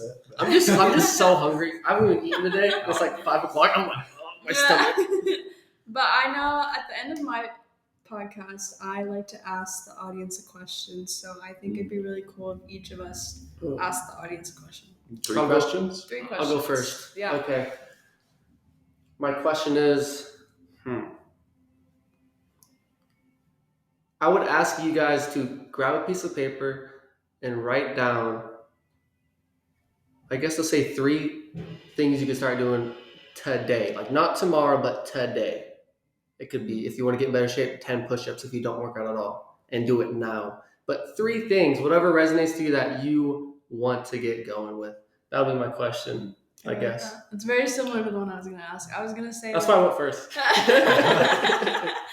My question is, what is one thing that you can do for yourself or show yourself more love or just add to your routine every day that is going to improve yourself 1%?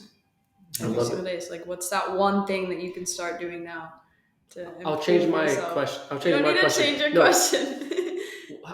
Okay, yeah, never mind. I'm not going to change it. Because it's different. It's 4 things now, but it is kind of different. Yeah. Mine's more of on the, like, this self-love routine side. Like, what's one thing you can do, like making your bed. Like inner work, kind of like self-love. Inner work, like journaling or reading more or just like reading. You literally read 3 pages a day, and that will change your mind and your brain so much. Especially, you'll probably want to read more than 3 once you get going. It's building it up and just knowing like, if I only want to read 1 page a day, like that's okay. Sorry to like, I have one thing that I want to say is just, somebody told me this idea of, say you want to start going to the gym but you don't feel super motivated. Get up, put your gym clothes on, and drive to the gym. You do not have to go work out. But then you'll just start wanting to go, and then eventually you'll be like, all right, I'm already here, I might as well work out, and then boom, you have a new workout routine. Yeah. I love that. Oh, that's good. That's good advice. All right. Your My question. We're going to go deep into the self-reflection, the self-awareness. With what you want, you guys kind of both talked about like what you want, right? With what you want, the things that you want the most, where are you coming from? Like, why do you want them? Where are you coming from? And what is the motivation behind those things? On that same sheet of paper you took out to answer Jonah's question, below it, after you do that one, write a line down the middle. What you want to do, and then why? Oh, that's a good one. I wasn't even thinking of that. Yeah, write down like what you want and why do you want it, and don't be afraid to be fully true about why you want it, because sometimes this just came up because I was thinking about like getting super excited about wanting to do all these different things. And I can say this because I've experienced it sometimes. Your ego might just be having the trip of its life right now. And it's like, I want to do all these things. Why?